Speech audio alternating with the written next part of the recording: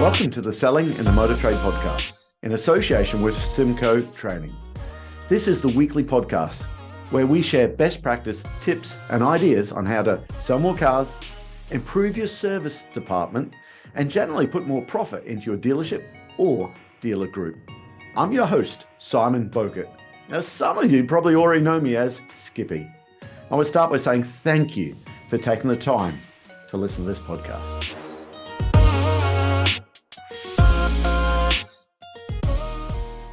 So can I ask a quick question? A new brand comes in, let's just call it Simco, or black and gold Simco model, okay, is coming out. It's a Chinese brand, it's an EV.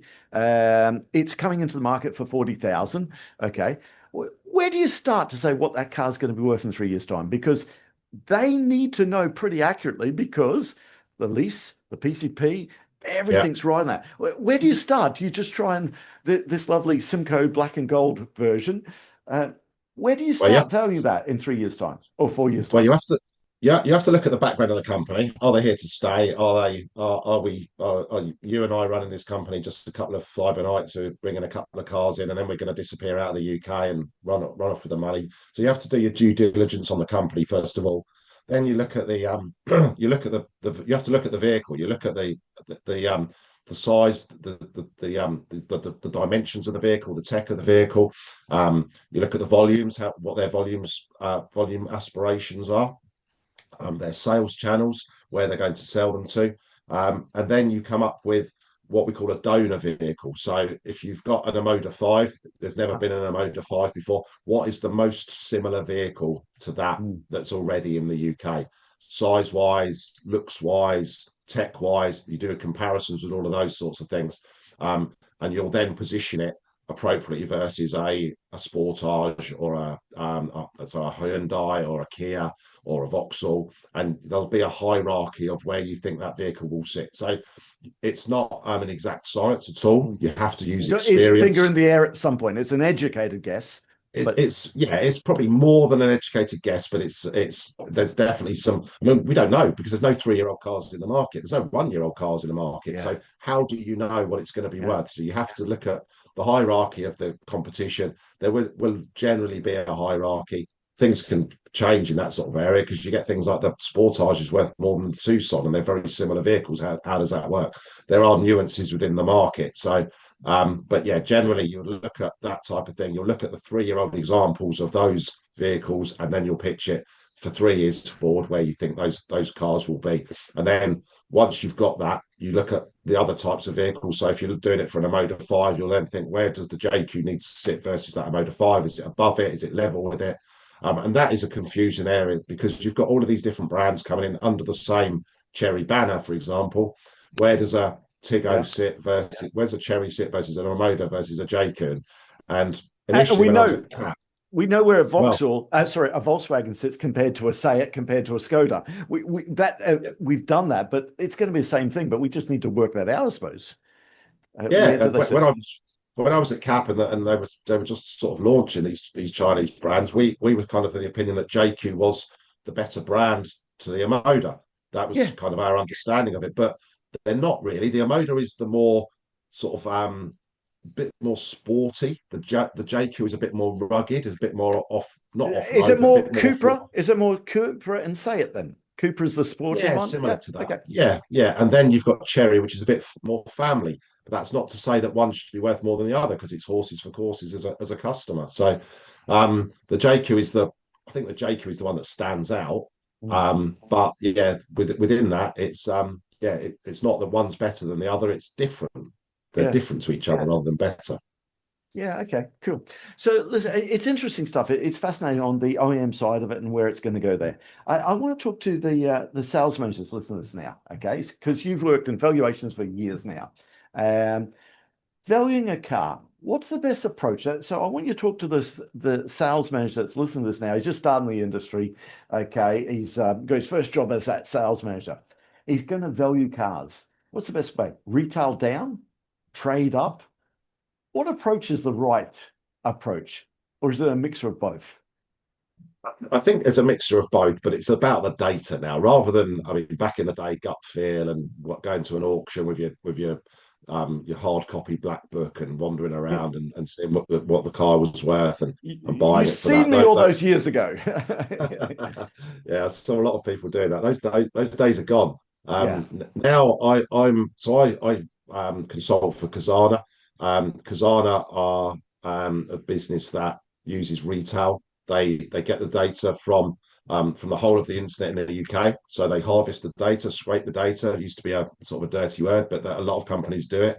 Get the data, and they've got some fantastic algorithms in the background using machine learning for what the values are worth. So for me, I would say you from a from a sales manager's point of view at a dealership, and they're all doing this using Autotrader, using the various tools there. Look at what you can sell it for or advertise it for, and then work back to what you can buy it for. Mhm. They would then potentially use CAP as a guide for that, and other people will use CAP as a guide for that. But I wouldn't be looking to say I can buy that. I'm going to pay 10 grand for that, and then I'll take it away and I might be able to advertise it for 11 and a half. Oh, look at what everyone else is doing. They're advertising it for 10,995. So you have to look at what you can advertise it for. You have to look at your regional side of it as well to a degree, because people will travel to buy a car, but also people will only look within maybe a 30-mile radius or a 20-mile radius. So You look at for me, Auto where I Trader live, data 30 on that. miles. Yeah, you look at Auto Yeah, Trader data. People don't yeah. travel. We as dealers, we think people travel all across the country, but yes, sure, people do for that unique vehicle. But so many people still want to be within that golden hours driving time, don't they? Of course, if you want to buy a Ford Puma, you're going to look at a 20, 30-mile radius and look at that area. And that's what Cazana kind of focus on, and the looking at the speed to sell of vehicles in that area, looking at the what's hot and what's not, what's selling quickly, the pricing of those vehicles. Yeah, so what they're being advertised for. You don't get the exact sale price because that's within the dealer sort of DMS system. But certainly what they're being advertised for. That's the key thing. What you can advertise it for. How much do you want to make on that car? Work back, and that's what you could pay for it. Obviously, that's not an exact science because somebody might outbid you on that car. But if you're in the more mainstream world, there'll be another car coming along as well. But you've got to look at what you can sell it for, because if you just look at what you can buy it for from the auction and then work it from there, that's sort of an old-fashioned way of doing it. So, Derren, you're talking about Cazana there, but surely it's just CAP, right? Okay. Why would I, as a dealer, have to look at Cazana? What do they do different that I'm not going to get from CAP? Because you know both, I suppose. You work for both. Yeah, well, one of the reasons I had some, as you can probably guess, because I had some opportunities when I left CAP within that valuation piece, because I was the voice piece of CAP for a Mm. few years, and I obviously got a lot of contacts. I looked at the Cazana methodology. It's a brilliant methodology. The machine learning that goes into those valuations is fantastic. One of the key things with Cazana is we're not going to suddenly say like we're better than Autotrader or we're better than CAP, although potentially in certain areas we definitely are, but we're cheaper. So we will be going in. So use this as a secondary source. Have a free trial. But the thing that Cazana has that others don't necessarily is it has the vehicle's history. Looks at when the car was last sold. So it might be 5 years ago, but it will tell you the price that car sold for 5 years ago. It will give you the MOT history. It will tell you what was advised to be fixed at the MOT, but wasn't. Maybe then you can see, well, I might bid less for that car, get that fixed, and then be able to sell it for more. So there's lots of really good tools for dealers, for OEMs, and for leasing companies from Cazana that will compete with CAP and with Autotrader, but be cheaper. Yeah. Do you see any common mistakes that dealers get valuation of used cars wrong all the time? Um, Anything that comes up all the time? No, not really. I think they're good at what they do. There's obviously some sort of potholes in the road for you when you look at things like the vehicle history. So you need to look at the provenance of the vehicle. You do need to look at your local area, look at your competition. What the Cazana data does, it shows it's very transparent about. There's no velvet curtain there on what goes on behind it. It's very much what the cars are being compared to in the market to reach those values. So you can look on their portal. I put the registration number in. It's valued at 10 grand. There's lots of other cars within the area that are 9995 or 105 or that type of thing. So looking at that. So I think Now you've got to look at the vehicle history. You can look at the MOT history on there, look at things that maybe were advisories that weren't done, because it will advise you on that as well. Um, Option content, look at the actual content of the vehicle, look at the optional extras to make sure you could get a bargain, because a lot of leasing companies will maybe sell the cars as a standard car, but you might have got a pan roof on there that might be worth 500 quid. So there's lots of different things there, but I would say dealers aren't particularly getting it wrong. There's so much more data out there. A lot of it's expensive for them, so using Yep. those tools can be expensive, but they've got to get it right. Yeah, yeah, definitely have to get that right. You have to stay on top of it all the time as well. And also, I just want to ask, from a used car manager's point of view there, um, uh, uh, how quickly should we be reacting to the prices there? Is it still a 60-day policy? Should we look to return on the investment? What do you see out there with dealers? Uh, Which is the best approach? Yeah, well, I think speed to sell is really important. I think you need to be reacting. Obviously, you don't want to be reacting daily, Mm. but you certainly want to be reacting as you go. But you need to give it a few days as well on sale. But once it's been on sale, maybe for a week or so, perhaps then you need to start tweaking it and looking at the data and looking at the tools that are available to make some adjustments on those on your stock. But I would say generally we're looking at things sort of 30 to 40 days to sell now, measured by sort of cars going on sale and coming off.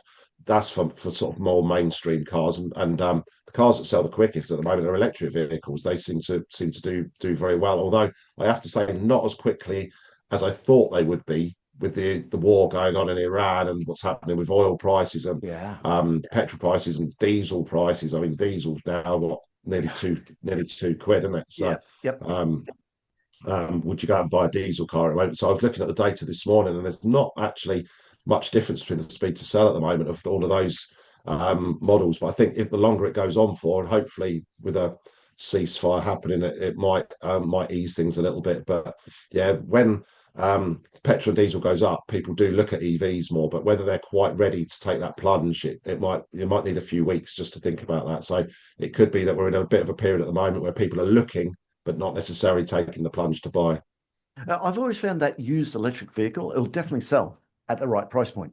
Okay, there is a Yeah. market out there, and I've seen that time and time again. Now, having said that, I had a London dealer, used car operator within the M25 said, I can't sell a used electric vehicle. I went, really? And it just shocked me there. But his market, he was in high-end cars and dealing with Porsches and high-end stuff there. And he just said for his market, it was not working there at all. I said, well, clearly Mm. the price is not right there. You've just not got it priced right. He said, no, no, it's just our market where we are there. It's just not there, which again, it shocked me because I've got to say the rest of the country, that's not what I've seen out there at all. That used electric vehicle, it definitely does. In fact, this dealer was saying, I'm not going to get in the used electric market at all, um, which is That's interesting. brave. I Yeah, gotta it's interesting. with an ED mandate, that's very, very brave where everything's going that way now. And what advice do you have Yeah. for that? Any deal out there that's worried about used EVs? What's happened with used EV prices? So you have to be wary. There's no doubt about that. So my last few years at CAP, the values came down dramatically on EVs. They'd gone up pre-COVID. Yep. All used car values went up. Electric vehicles went up as well, but they went up. They went up almost too much, and then they start to come down again. And you have to have relativity between an electric vehicle and a petrol car. Otherwise, the consumer's not going to buy one. If you look at, say, I don't know, a Golf or something as an example, the Golf hasn't got a very big range. It has to have a link to the Golf petrol car. So Mhm. whether that's above, below, or parity. So each model is different, but generally EVs we thought would probably sit above petrol cars price wise.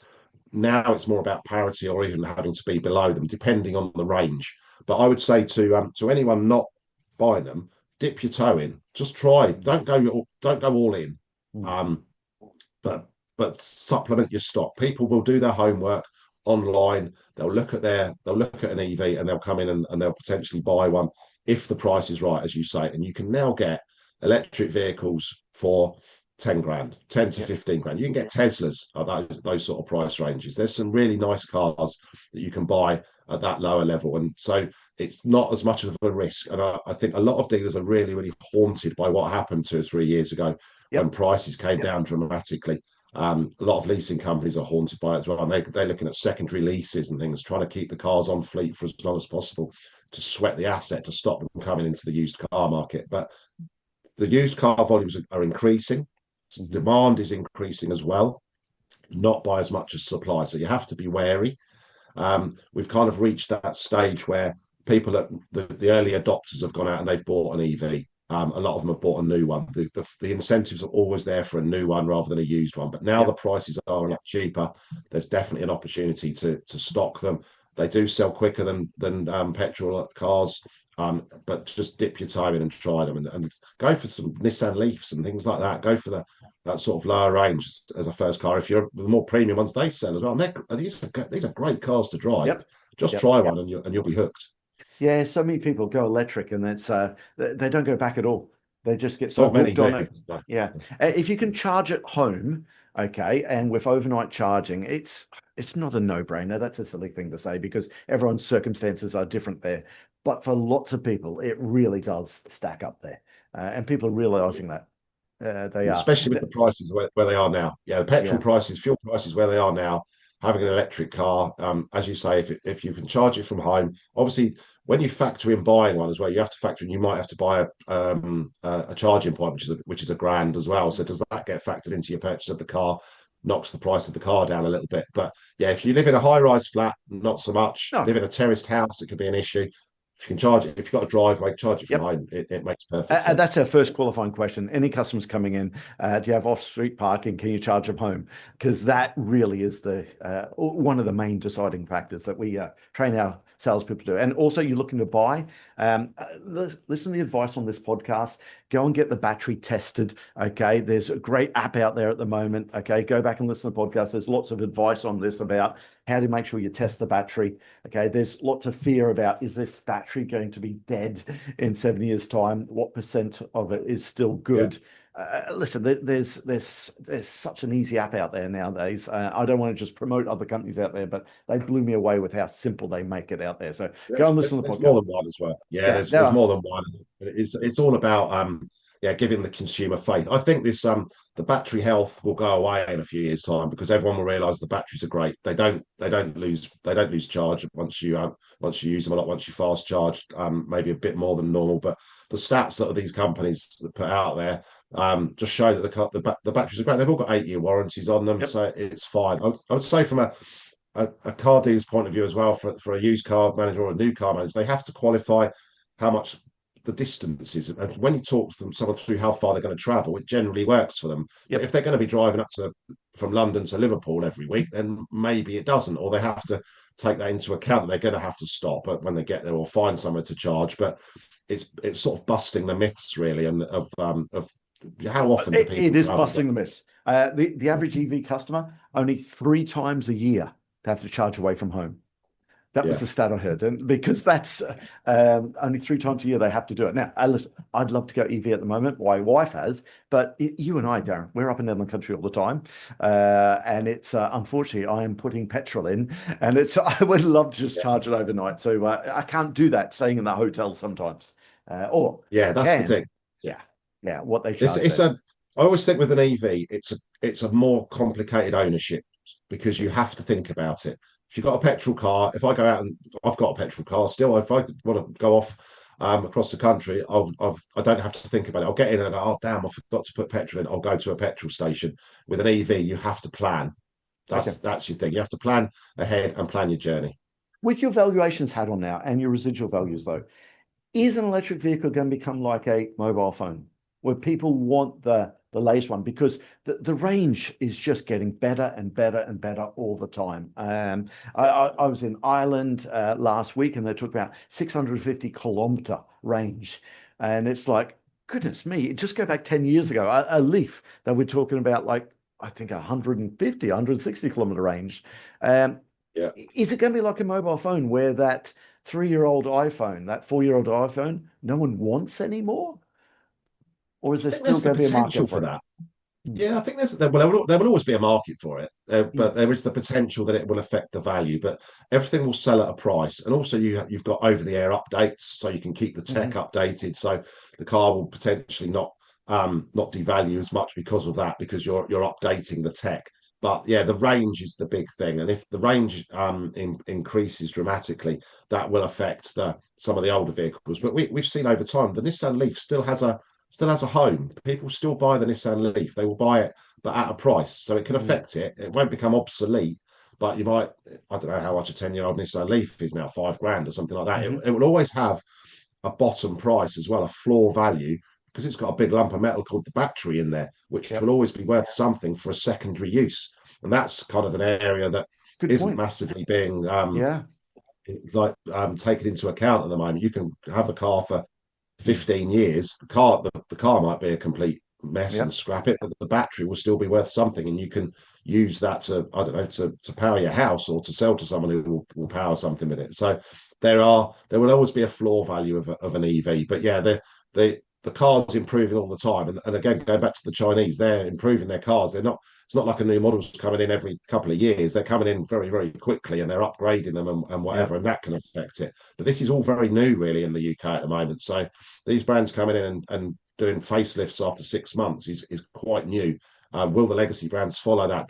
Do things become obsolete? We always have to remember as well that we know more than the consumers know about things as Yep. well. That the consumer, like a year ago, if you'd said what's a JQ, they'd not really heard of them. Yep. Whereas Yep. now people know about them, so they catch on later. But also, yeah, everything will have a price. So I think cars won't become obsolete in that way, but they will become potentially worth less. Well, again, back to the Chinese brands, isn't that why they can move so quickly? Because if you go back 30 years ago, okay, you had to wait till you get a whole load of cars into daily rental so the customers could see the car on the road driving down the motorway. What's one of them? What's that? They had to wait till Yeah, like Jeremy Clarkson in the first round of Top Gear would do a review on it.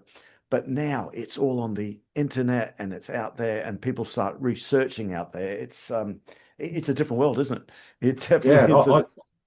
when I borrowed the JQ7 for the weekend, I went out on the Friday night with some friends, and one of them said, "Oh, I walked past your house earlier. What's that Land Rover on your drive?" Yeah. And To be that's fair, it's yeah, got that yeah, that yeah, almost Jeep, I thought sometimes too. It's got the Jeep yeah, look to it, a mix between the two, yeah, which is there. yeah, yeah, Yeah, very interesting. It'd be great to see where it's going to go and with the electric vehicles and valuations. I just, it's fascinating. Next 2, 3 years, it is going to be amazing. Hey, what role yeah. is AI going to have with real-time pricing? There's going to be these AI tools out there. Are we going to rely on sales managers to gut feel what this car's worth, or is AI just going to actually take over? And valuation tools are sales managers now going to take the registration number, and AI is going to be able to tell us exactly what that car's worth. Well, I guess there's the potential for that. But to be fair, well one of the caveats on that is that car hasn't got an exact price. A Mm, used car doesn't have an exact price. If mm. you put a car in the middle of a room and you can put 10 dealers around it, which is basically an auction. Yep. How much is that car worth? It's worth different to different people. And that's why I love the used car side of things, because it doesn't have a price. We'll give a guide value, but you Mm. can sell it for what you can sell it for. That's down to you. So it'll have an area like maybe a range of price, but it doesn't have an exact price. Um, with AI, I mean, what companies like Autotrader and Cazana are doing now is kind of using machine learning, which Yep. isn't far off AI, to Yep. come up with what the value is going to be worth. And where it will struggle is where there aren't many vehicles at that age and mileage point. Say it's a Yeah. bit of an outlier. How much is Yeah. that going to be worth? So you have to use sort of depreciation curves for that type of thing. AI will definitely have a place. I mean, 2 or 3 years ago, people weren't talking about AI. Now they are. And I loved something that was said on one of your podcasts actually about the pace of change will never be this slow again. Yeah. I think you were doing it with Jason Cranswick, and that's completely true, isn't it? AI is just going to get more and more important for people to use to value their cars, but you still will need experts. You'll still need people to sell them in the dealerships, and you'll still need experts within the valuations businesses to come up with the algorithms behind it all.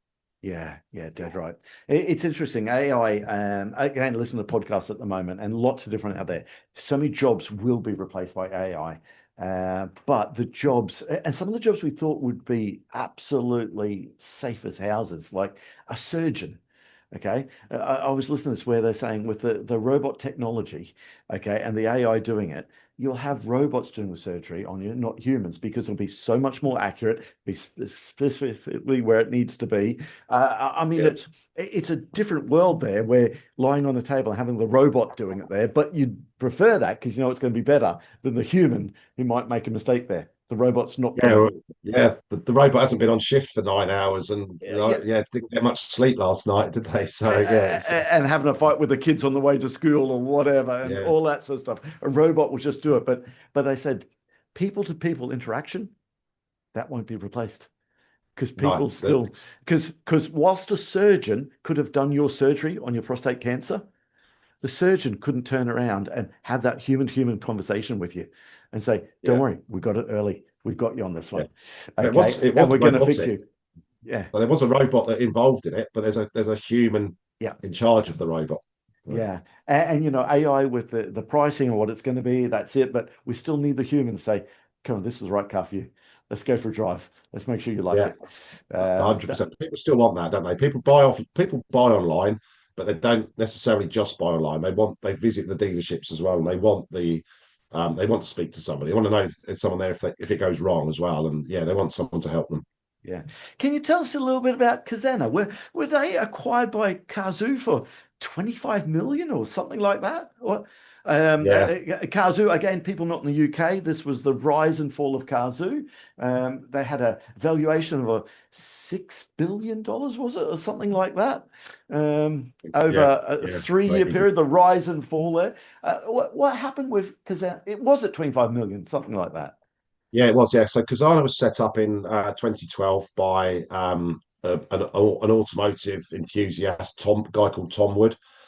He grew the business and got quite a lot of customers within the dealer world. Probably a lot of people have heard of Cazana in that dealer world. So it's, as I say, it's a retail down approach.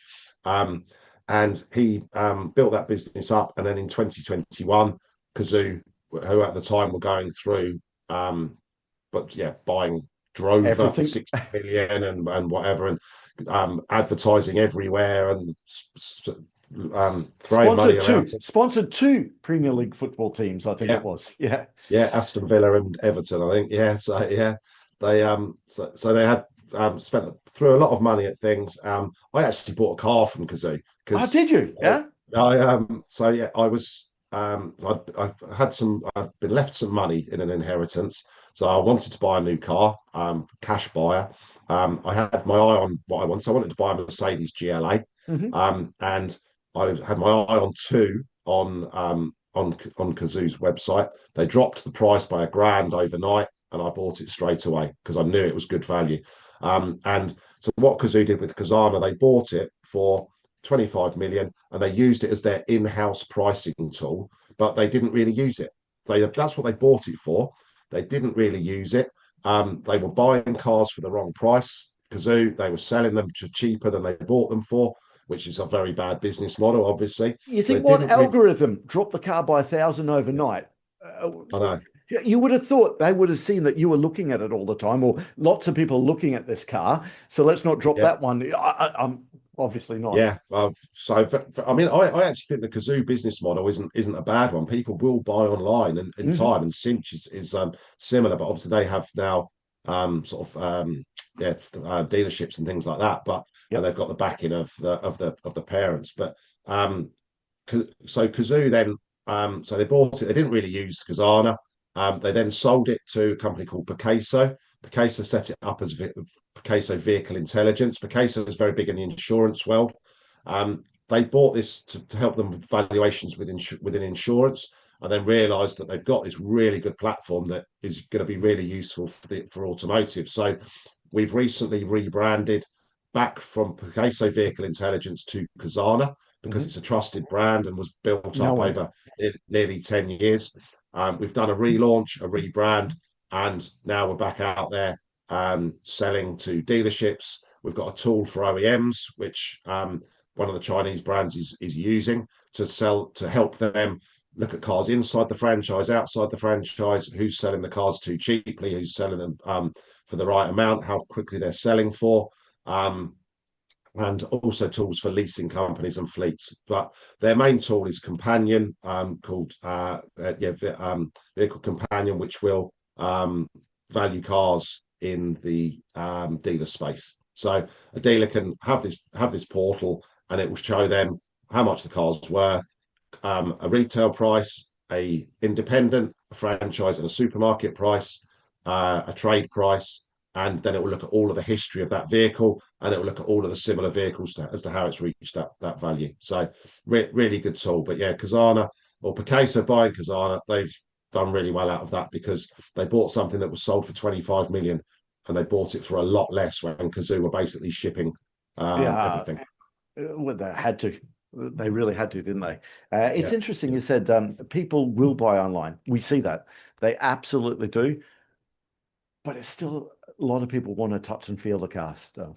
yeah, And it's I think Alex Chesterman, I think he really got it wrong where he came in there and said, what do you call us dealers? Sheepskin wearing, sheep coat wearing, and it was yeah. just yeah, He upset a lot of people with that one comment, and everyone kind of turned against him there. But the main thing they were doing was they were spending so much money. I mean, now Motors have bought the Cazoo brand because it's got a lot of equity in the consumer world. Consumers didn't realise in the industry, we know that Cazoo was a very badly run business, but generally what they got wrong was they were buying cars at the wrong price and selling them at the wrong price. And we used to see it. We spoke to people. A contact of mine sold an Audi TT for 32 grand to Cazoo, and he saw it being advertised for 29. I mean, there were just some crazy things that Cazoo were doing. But yeah, people will buy online, but they will do mainly now a lot of their homework online, and then they want to go to a dealership. When I bought my car from Cazoo, I actually test drove a very similar car at a mhm. franchise dealership, and then realised that was the car I wanted, and then Yeah. bought it off Cazoo. So I hadn't test driven that exact vehicle, but I But had it test doesn't driven. matter. It doesn't matter if you can take it back within 14 days. Okay. If Yeah, it's not right, you can do that. But you still wanted to make sure that was the right car for you. Go and yeah. So you drive still the need to GLA test drive somewhere this. else. Yep, I'm happy with this. Yeah, This is what I want. A GLA is the right one. But then somewhere yeah, else. Yeah. There will always be a exactly. market there. Yeah. Listen, moving forward, what does the dealer have to look out for? What do they have to watch out? What are some of the gotchas at the moment that you think might happen going forward? I think you have to keep an eye on the Chinese brands. You have to keep an eye on the pricing of new cars within that as well. So when you look at what a car is worth through a valuations business, but what can you get the new one for? So are you going to go and buy a BYD or a Chang'an as a used car if you can get the new one better? Because you don't want that car sitting on your forecourt for long. So you have to look at those sorts of things. So I think the world is changing, and the automotive world in the UK is changing dramatically with all of these new brands coming. When I was at Vauxhall, we were always number two, and Ford were always number one. We never thought that would change. Things Mm, change very, very quickly, and have changed very, very quickly. So they have to be very wary about the Chinese brands, but also have to embrace the Chinese brands. And a lot of dealerships have done really, really well, but because companies, legacy brands have got rid of dealerships, and the Chinese have mopped them up. So yeah. now you walk into what used to be, say, a Nissan dealership, and it's now an Omoda and JQ dealership. You're going to walk away with an Omoda and JQ. You're not going to stick with your Nissan because you've got to Yep. drive 20 miles to a Nissan dealership. So I think from a dealer's point of view, embrace EVs, embrace the Chinese brands that are coming in. But I would always say just um, vary your mix. Don't go all in with EVs. Don't go all in with petrol. Don't go all in with diesel. Keep a good mix. Everything will still sell at a price. Keep an eye on the new car pricing. I think that's really key. The monthly payments. Yeah. Look at the volumes that are being sold out there. But yeah, and look at the retail values within your area, and more sort of nationally. For when you price your vehicles, those are the key things. It's not rocket science. It's just being very careful and using the data. Perfect. Darren, thank you very much for that. How do people reach out to you? What's the easiest way? Is it through LinkedIn? Is it your website? Yeah, so LinkedIn is the best way, which is so it's Derren. It's not Darren. It's Derren Derren Martin. Yeah, on LinkedIn. Or yeah, contact Cazana. That's who I'm doing most of my work for now. But yeah, LinkedIn is probably the best way. Yeah, and give us a shout. I can help leasing companies, OEMs, or franchise dealers with anything used car wise or anything really. And I don't charge a lot, and I'm happy to have a chat for nothing. Sounds good. And listen, thank you very much for talking about your cancer as well. I really appreciate that. And I hope people listening to this will just go and get tested. 45 if you're a black person, and 50. 50. Okay. I would say if there's one thing people get out of that, that's the key thing. Not the car stuff or the health stuff. That's the important one. Yeah, I hope you don't feel like we've sucked you in on all the car stuff, guys, just to go and get your prostate checked. But if that's worked, that's worked. We'll take that, I think, Derren. We'll definitely take that, won't we? Yeah. Thank you so much for that. That just leaves me to say that all details of this episode and other episodes on the selling in the motor trade can be found on our website, simcotraining.co.uk. Go there to get a copy of our book, Words That Sell Cars. Go there to sign up to a free trial of our Sales Fitness online sales training program. Easiest way to get hold of me is Simon Bowkett through LinkedIn. Thank you.